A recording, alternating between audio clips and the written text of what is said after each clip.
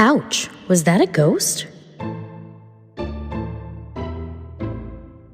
Ouch. Was that a ghost? With Liz? And Lee. Zoinks. Zoink scoops. I really like medieval torture devices, and I wanted to start doing a quick one before my episode every time because there's so many to cover. But I think it's kind of like draggy to do a whole episode on them only. So you're going to do two stories. First This one's going is- to be a short on a medieval device, and then the second one's going to be your story. Yes. Got it. Okay. So I'm going to cover the Brazen Bull. Have you ever heard of it? It was a torture and execution device designed in ancient Greece by a man named Paralis. He brought it to the Sicilian tyrant Phalaris. I'm really good at pronouncing this. So you're definitely going to cover this, right? At some point, we're going to get through it? Yes, I hope so. So the inventor, I'll just skip their names, proposed a newer way of executing criminals. It literally looked like a life-size bronze bull with the center completely hollowed out, and there was like a door on one side. The inventor was so proud of this feature, he added. It was an acoustic apparatus that converted the screams as they passed through the nostril of the bull. When people scream inside, it's going to sound like a bull is making a sound. Can you make the sound, please, of a bull? What the fuck does a bull say? So he explained how people could be locked inside the device and then the fire would be set underneath. So it would work like an oven, literally cooking the person to death. The inventor presented this to the tyrant. He was so proud of it, thinking he'd get a reward or be praised. And the tyrant was like, hey, show me how it works. So Paralis climbed inside the bull. And then the tyrant was like, hey, quick, lock the door. Idiot. Let's test it on him. So the fire was set and he could hear the animalistic screams. And when the inventor was almost like he was really close to death, the tyrant was like, open the door and bring him out. So they brought him out, and then he just brought him to the top of a hill and threw him off. The tyrant ended up doing a few modifications to this torture device. One was he added incense to make like this smoke that smelled like roses come out as these people were getting executed inside. Nice. And on his first execution that he did, he looked inside and he saw how the bones were really shiny, like jewels, he said. So he decided to just start making bracelets out of the bone fragments. And later on, this tyrant was overthrown and he was killed in this very device. That was it. It was just a little short. But there's so many funny, like... So you're going to keep this going. You're going to do this every single episode that you do. I am. I have so many I want to do. All right. Hey, as long as you're not lying to our viewers. I wouldn't. Oh, really? We're going to talk about liars? There's one person... Well, I admit to it. ...that has their pants on fire on this show. But I always come clean. Always. You do. It's a haunting. No, it's not. I lied. Oh, okay. All right. That was ready? good. That was really cute. I still don't know what a bull sounds like, but all right. I don't know. I should know. I feel like everyone should know, but I don't know. If anyone could message us with their imitation of a bull, it would be much appreciated. So appreciated. You know what I'm thinking of is Benny the Bull from Dora. And what does he say? Hick, boom, ah. Yeah, you remember I don't that think episode that's accurate. of Dora? No? Okay. I remember the bowl, like the orange bowl with like spots, or maybe not spots. I don't know, but it was Benny the Bull. Benny the Bull. But I think he ended up having hiccups. That's how that episode ended. Oh, okay. You have a very good memory. Well, my son played it about 52,000 times. Yeah, I don't really watch Dora. My son's into Diego. And now I just started playing, because I'm like on this mom group, so I just started playing Miss Rachel for him. And I'm picking up some sign language. Mama, da. And that's all I got. That was Brad. Remember Mike used to teach it to his kids? Supposedly it's beneficial, so we'll see. Yeah, it might actually work. I don't know. It just seems crazy to me, but there probably is a reason that people are doing it. There must be. I mean, personally, I think it's all just coincidental. Like, no shit, your baby's going to start talking, but hey, maybe it's Miss Rachel teaching him to talk. I don't know, but we'll see. It doesn't hurt to try. Well, that's great. Now I'm going to have a bunch of moms coming after me. Yikes. Zoinks. Zoink scoops. All right, so the story I'm covering today is Carl Tanzler. He has so many different names if you look him up. It's George Carl Tanzler, Carl Tanzler von Kossel, Carl von Kossel. I'm just going to call him Carl Tanzler because that's what was on his death certificate. And it's the shortest. His name changed so many times. You'll see why. He's a sick fuck. Okay. A sick piece of fuck. Got it. Yes. What was McCamey? It was a piece of fuck. Piece of fuck. Okay. Oh my god, I got so pissed at Brandon yesterday. I'm sitting there playing a game of 2K with Josh, and I'm like, you gotta be fucking kidding me. Like, I just want some silence to do this. But, like, I also didn't feel good because I've had the runs. So, I don't even know what where the story is going. Either way, by the end of the story, I got pissed because I farted, and I was like, and then they were sitting there complaining that it smelled. I was like, and I went to the bathroom to go poop, and then I'm sitting there like, you're such a piece of shit. You know, you're such a fucking asshole. You're such a piece of fuck. I was just so miserable because I didn't feel good, and he was sitting there complaining about the smell of my fart, and I had to poop again. I don't know. It was a bad time, but I used that phrase, and I will use it forever now. I hope so. I like it. Yeah. Do you feel any better today? No. Have you been eating like really bland food? No. No. Okay, well, you're going to keep doing it to yourself then. Yeah. Ginger ale, crackers, banana. What is it, the rice diet? The rice diet? I think so, yeah. It's like... Who can live off that? Come on. No, it's not like rice. It stands for something. No, I know. I know. They told me to do it with the baby when he had like a stomach bug, but... Well, actually, no, they didn't. Because he doesn't eat food yet. So you're saying you lied. Okay, cool. So I do know what it is, though. Maybe they told me to do it. I don't know. Okay, I lied. All right, so just tell the story. Back to Karl Tanzler. He was born on February 8th, 1877. He was born in Dresden, Germany. During his childhood, he claimed he was visited by his dead ancestors, and he was shown visions of his one true love. He was a traveler. In the 1900s, that must have been so crazy, traveling back then. But he went to India, Australia, and the Pacific Islands. They traveled by, like, horse, right? Well, that's all. He would have had to go on water for those and stuff. Oh, shit, yeah. So, I don't want to give him any credit, because he's a piece of fuck. So, I don't want to say it's impressive to travel back then, but... So, anyways, he ended up in Australia right as World War I was started. I cannot say that. World War I. Say it. World War I. World War I. World War I. I always want to say, when I was little, I thought it was War I. War, go. I always thought when I was little, that's just what I thought it was in my head. So, as World War I started, he was imprisoned in Australia just for being German. So, we're going to fast forward to 1920. He was shipped back with his family in Rotterdam. While there, Tanzler got married to Doris Schaefer. They had 2 children together, Aisha, who was born in 1922, and Clarissa. Isn't that pretty? In 1924. Sounds like a diamond. Clarissa. You said Clarissa. No, Clarissa. What'd you say? Clarissa. Clarissa. Clarissa. Nope. Oh. That's an ugly-ass name. I don't know who would ever be named that. So Tanzler sailed from Rotterdam, which is southern Holland, to Havana, Cuba, and he made his way to Zephyr Hills, Florida. I've never heard of that before this story. Zephyr Hills? Yeah, in Florida. Have you ever heard of that? Zephyr Hills, no. So that's where his sister was already living, so he just went there and set up shop.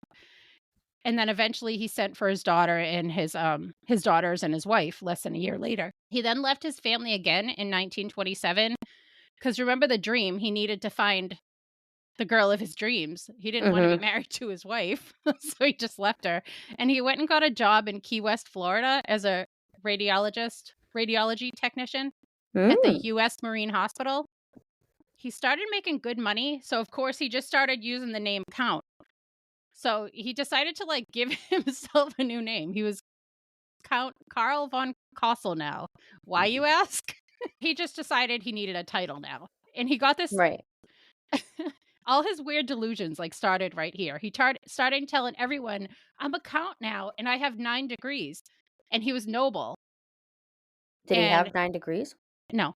It was because in his dream, he thought that the person that his ancestor was visiting him and they were noble. So now he was noble. Stop asking questions, Lee, okay? Okay. So he had training to do x-rays, that was it, but he had no medical training. So he does look like a count. Have you ever watched The Umbrella Academy? No. Well, he looks like that guy, exactly. He looks like a lobotomy doctor or like a mad scientist. He just has that, like, monocle look with, like, that creepy mustache. Yeah. Someone that will be like, "Nah," when he's walking around. Yeah. So now we're in April of 1930. That's when he met a 19-year-old patient, Maria Elena Milagro The love of his life. de Hoyos. Yeah, she was a young Cuban-American woman who looked exactly like the beautiful dark-haired woman in the visions his dead ancestor was showing him.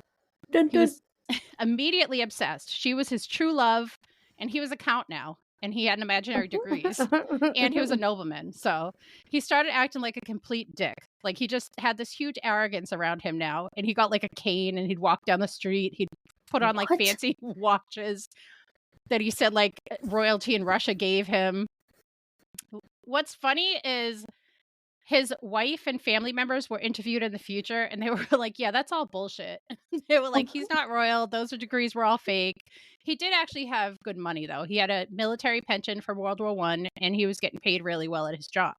Damn, so they all knew. They all knew, and we're just like, fuck it, we're gonna roll with it. Yeah, just do your It's thing. just good old count. Like, okay. Yes. So just a quick background on Elena. Her parents were Francisco and Aurora. The family wasn't rich by any means. Francisco made cigars and Aurora was a maid. Elena had two sisters, Florinda and Celia. I love that Elena, name, Aurora. It's so pretty. isn't it beautiful? I love it. Sounds like a Disney princess. Aurora. That Wait, is isn't her. it? Is Yeah. isn't that Sleeping Beauty? Yep. I knew it. Oh, I'm good. So Elena married Luis Mesa on February 18th, 1926. Luis sucked. He ended up leaving her after she had a miscarriage, and she remained legally married to him for the rest of her life. So Elena went to the hospital, like I said, where the count was working, and she was diagnosed with tuberculosis, which at the time it was basically a death sentence. Right. So Tanzler learned of her diagnosis, and this was not okay with him. She was his true love, if you remember. So with all of his self-proclaimed medical knowledge, he tried to... Hold on a second. Hold on. They're not together? No, he just... married. She married. She was married, and then she had a miscarriage, and her husband just up and left her. But after the miscarriage, she started having all these symptoms, like stomach issues, and went to the hospital. And then now this is where he meets her, and she's diagnosed with tuberculosis. Yikes. Okay. So he decided to try to treat her with anything he could think of. He brought equipment to her house. He'd like steal it from the hospital, and medicine. Everything was free of charge to Elena. And he started inventing ways to try to save her with contraptions. Oh, man. He would like charge oxygen electrons, and he was throwing gifts at her. And what? So Elena's sister ended up having a marriage ceremony, and the count was like, "Wow, I want that." So every night after that, he'd start proposing to Elena, and she was like, "Yeah, no, you're old, and I'm still married." I'll give you a quote from her. "You are too old. Why, you're old enough to be my grandfather. What's more, I don't love you." Like, he's just such a fucking creep. So at this point, Elena's mother was like, "Yeah, get out of here, you creep." That's probably verbatim. So at the hospital, he kept a wingless airplane to fly away with her when she was better. What? A wingless airplane? I'll send you a picture of it later, or I'll post it on here I'm too. so confused. Okay. And remember, he's still married with kids. And was he planning on just kidnapping her? Because she made it very clear she wasn't going anywhere in this wingless plane. Where this goes. So during all this time, the count was trying to save poor Elena. She was in excruciating pain. If he just let her pass peacefully, it would have been way more merciful. The tension between the family and Tanzler just got worse and worse. It's said that Elena died hating him, probably because when he was trying to resuscitate her with electric shocks, it was extremely painful, and she begged him to just stop and let her go. During all this, remember, he's proposing all the time, and he's buying her presents after presents, including snake oil elixirs. I'm thinking of like one of those, you know, like the old-timey traveling salesman sitting on a box? Yeah. Like, it's Pop's Magic Elixir. It's a cure-all. So some elixirs he brought to her had literal gold inside of them. I can't imagine that's good for your body. No. And he bought her this beautiful mahogany bed. Now remember, he's like 60 and she's like 20 now. Dying, and she's getting a mahogany bed while his kids are at home like, "Daddy, more porridge, please." It's Count Daddy. So that account. So can I tell you, the family was so creeped out by this, as you would say, piece of fuck. They even moved and didn't tell Tanzler where they went, and he would roam the streets at night. What did he think how? Oh He my was God. looking for him. So I'm just picturing him like peeking in every window. Like, Literally, what in the world? What the hell is wrong with this guy? It gets so much worse. So eventually, a sympathetic neighbor ended up telling him where the new house was. I don't understand. You'll see in this story, people sympathize with him. I don't understand it. Why did the family keep letting him in? Because they weren't really well off, and he was like, here's this machine, here's this medicine, here's this. I think that's the only reason. Okay. You know, because he was like throwing all this cash and right. And during this time, when he's doing all this, one of Tanzler's children, Clarissa, actually passed away from diphtheria at 10 years old. But this didn't stop his shopping spree for Elena and trying to fix priorities. So he kept so messed up. Journals of his life and creepiness. The passing of his child didn't even make the journal. My God. Even with this fake doctor doing his best, poor Elena ended up passing away of tuberculosis on October 25th, 1931 at her parents' home in the mahogany bed that the creep bought. So at least she died comfy. Well, I mean, other than what he did to her, but she was laying in lavish. Tanzler, who the family didn't notify when she passed, was pissed. He was like, if you only had come to me a half an hour earlier, like, no, creep, go to your family. So the death certificate was actually filled out by the fake doctor, Count Tanzler, citing the cause as a series of violent seizures with dormant epilepsy. Why? I don't know how he just walks in and he's like, yeah, I'm a surgeon. And they're like, okay, here you go, surgeon. Hi, I now write death certificates. I know you're angry, but I can do it. So somehow Tanzler talked the family into renting Elena's room for $20 a month, or $345 today. And only a dozen people showed up at the modest funeral. Tanzler was one of the 12. Tanzler, of course, covered all the funeral costs, making sure Elena had a proper funeral and burial, sparing no cost. The family themselves were only going to get a wooden box for her. That's all they could afford. But Tanzler insisted on the best of the best for the love of his life. So he built Elena a mausoleum. It's like an above-ground burial site. It's like a chamber. You can go in and see it. And I always think of like New Orleans because of their water level. They do those so the bodies won't just come out from the ground. Right. He even engraved CT.D. Castle, like Countess Damsel. Like he's naming her a countess now because he's a count. And I guess she's royalty too. And his wife knew about all of this. I don't know how much she knew about this stuff. But this mausoleum had lights. So, of course, it had electricity as well. And, of course, it had a telephone installed in Elena's grave. So the family was fine with it, maybe because they were all mourning their daughter and sister. And he built an above ground one in Key West Cemetery. And he would go visit every night. I'm sorry, did you ask about the telephone? I was getting to it. It was there. So every night Tanzler could propose to her, like a marriage proposal.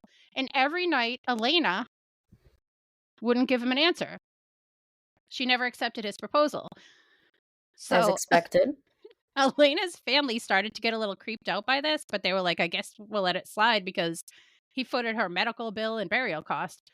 So now we're at April 1933, like a year and a half after Elena's passing. And Tanzler did his usual thing. He went to the mausoleum that night. And I guess this time he figured Elena was never going to accept his marriage proposal. So he went as usual, but he went and he just brought a wagon there and grabbed Elena's body, put it in there, like one of those red wagons, and brought it home. So you said a year later? A year and a half. So he picked bones. Okay. So, of course, decomposition was happening. So, obviously, he had to use piano wire to reattach the bones, and she needed some glass eyes. Oh, you asked about the hair that was falling out? Oh, he would collect it and reuse it. And then he called Elena's mom and was like, hey, do you have any Elena's hair? And the mom was like, sure, here's some hair. So he Shut the hell up. Picked that up and made her a nice wig. Wait, why did the mom have her hair? What the fuck is happening? The skin, you ask? Oh, he used silk, beeswax, plaster of Paris, and he stuffed her body full of rags to keep her in her original shape. Oh my God, what is... And he used coat hangers to prop her up. Why did the mom have her hair? And So why would she just give it to... I don't get this. so Elena would be dressed as usual. She had jewelry, makeup on, everything. The smell, you ask? Oh, he thought of that. He used perfumes, disinfectants to try to cover some of the odor. And he would use whatever he could find to help preserve the body. Where did she spend her days? Oh, in Tanzler's bed. What? And Where was Tanzler, his wife? don't worry about it. So Tanzler would sit next to her and serenade her as he started putting her in a wedding gown. So he put a small church organ next to the bed, so it would be instrumental as well as he's singing to her. And, she wasn't always in bed. She'd sit at the dining room table sometimes and have deep, meaningful Oh conversations my at the dinner God. table with him. So this sick fuck tried to animate her. How? Oh, he used UV rays, and when that didn't work, he brought her on an airplane. I don't know why it didn't work. So What? while Elena was lazily lying in bed all day, children would see what they thought was a life-size mannequin in the bed because Tanzler had a huge window in his bedroom, which you could see from the street. And word started getting around about the mannequin, and a child's parent even asked Tanzler about it, and he kind of brushed it off as a kid's inventive imagination. So he Mhm. said, hey, if you don't say anything, I'll buy you this new Model 48 by Ford. So within a few years, 6 parents of children in the neighborhood got brand new Ford Model 48s. So 6 years later, he still had this thing? Yep. So everything was going great in the Tanzler house until Elena's sister, Florinda, and her husband came by the love nest unannounced. And Tanzler, being the gentleman he was like, hey, here's your sister. He was so proud of how Elena was looking, but for some reason, Florinda was mortified when she saw her sister's corpse sitting up with the assistance of coat hangers. Now, remember, this is 5 to 6 years later, like after she passed. Where the fuck is his wife? Where? Doesn't he have more kids? What? He has one child, because remember, one passed when he was Right, so shopping he for her. has one and his wife, and where the fuck are they? They're just like, oh, that's daddy's They mistress. live over in Zephyr Hills, Florida, and he's in Key West now. So he Oh, just left them. okay. So Florinda ran out to get the police. The family got to have a second funeral, and by this time, news of Tanzler's delusional love affair has spread across the entire country. And if you remember, only 12 people showed up to original funeral, and this time around, 7,000 people. Whether out of respect or curiosity, the local schools closed early that day, so the teachers could bring them on a field trip to see Elena's body. The town is so gross. They literally wanted to put Elena in like a permanent display, but the family was like, Why? no. So thankfully, at least they didn't let that so they could leave the girl alone. Like the Yeah. funeral literally had a cover charge at the door. You had to pay 10 cents to go in and see her. Oh, So back to Tanzler, who was obviously arrested right away after Elena's sister alerted the authorities. this poor woman just can't catch a break. Seriously, she's like, no, get away from me, you creep. And this is all the stuff that... So during the court testimony, Tanzler actually had a lot of people on his side. He had sympathizers, and they called it an act of love. He literally had 6 years fans. later, it's still an act of love? Yep. They would travel to give him treats. I don't know what treats are. And he even got offers to be represented pro bono from attorneys. Tanzler claimed that Elena's spirit would come and chill with him every night that he went to the mausoleum, and that she was the one that asked him to take her home. So he eventually complied with her requests. She didn't want to be in her grave. So it should also be noted that during the court proceedings, they discussed the count playing dress up with Elena, but Tanzler and her were married in his delusions, hence the wedding gown. And with the wedding comes consummating the marriage. And he used a paper roll that was inside of her, this sick fuck. Do you see why he's a sick fuck, piece of fuck? I don't even know what to say. So Tanzler was charged with wanton and maliciously destroying a grave and removing a body without authorization. A psychiatrist was called to evaluate Tanzler, and apart from being in a borderline state, he was found mentally competent. Shut the fuck up. Okay, I think I need to be evaluated after hearing this. So due to the statute of limitations in that state expiring, the charges were dropped, and Tanzler only spent the 3 months in jail while he was waiting the proceedings. What? Tanzler to the judge was like, hey, if I'm not guilty, can I have Elena back? Shut the fuck up. The judge was like, no. So I've read this 2 ways, that the family decided to divide up Elena's body and bury her in 3 unmarked locations. Another one is that they did not dismember her and they just buried her in an unmarked grave that only 3 people knew the location of: the chief of police, the cemetery sexton, and the undertaker. And they took the info to their graves. So Tanzler would have no choice but to let her rest in peace. That's But insane. being the little bitch that he is, Tanzler went to the mausoleum and set up a bomb with a timer to explode it the night he left town. So he's now a free man. So he went back to Sefer Hills to live right near his wife and kids. Remember them? Oh, good for them.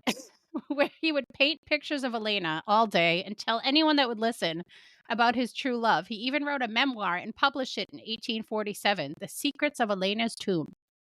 This would be used as a basis for 3 books published actually recently in 1996, 03, and 12. So another quick side note, which goes down a theory rabbit hole, which I didn't really dive into earlier. I'm just going to read a quote from the chief of police. Von Kossel, this is the same guy. He just has 5,000 aliases in his delusional mind. Von Kossel has told me once, I've spent my whole life roaming the earth searching for Elena. 50 years ago, she appeared to me in a vision, and she promised to be my bride. Now that I found her, I'll kill her if necessary to fulfill my destiny. It was also said that Tanzler warned Elena's father that there was not going to be a wedding. If there was not a wedding in the family soon, there would be a funeral. So there was no proof then, but a cottage in that same area was getting renovated and they were ripping walls down, and a confession note of killing someone was found in the wall. I'll read a little from the note and you can decide if this is his. She died because I gave her this subversively. I mixed a root of wolfsbane with aconite diluted. It was palatable, and my loved one departed this miserable world on October 23rd, 1931. Suffer no more, sweet Elena. I've sent you to the angels with my golden elixir. With my golden elixir. I'm not going to break down the components, but basically it will cause violent convulsions, seizures, and then kill you. And if you remember, he was the one that wrote up the coroner's report. Right. What the fuck? And where the note was found, there were also little bottles of, I guess you'd call them golden elixir. It was made up of 70% water, 20% gold shavings, and 10% of that concoction of wolfsbane and everything. So it would kill whoever drank it, but slowly. Back to Tanzler, who was found dead. He was found naked on top of an Elena mannequin that he made. And he had an Elena death mask on the doll. One? Yep, he was dead for 3 weeks before he was discovered. And the sickest thing I saw in one article, I'm going to really hope this isn't true, is that he found the unmarked grave and eventually switched the bodies and he had the original. I really hope he did not. Shut the front door. And it's been There's claimed. no way he found it. I hope not. I hope that was just nonsense. I hope she's just like doing her thing, relaxing finally away from this freaking creep. But it's claimed now that the ghost of Elena haunts the funeral home where she was made a spectacle.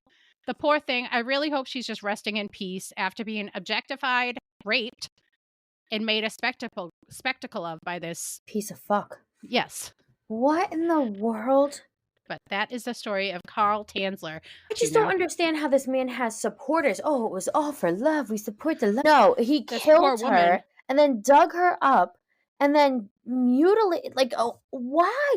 How is this out of love? Why would you think that? Why would you ever support someone like this? You're a sick piece of fuck if you support him. She's just a beautiful, sweet girl.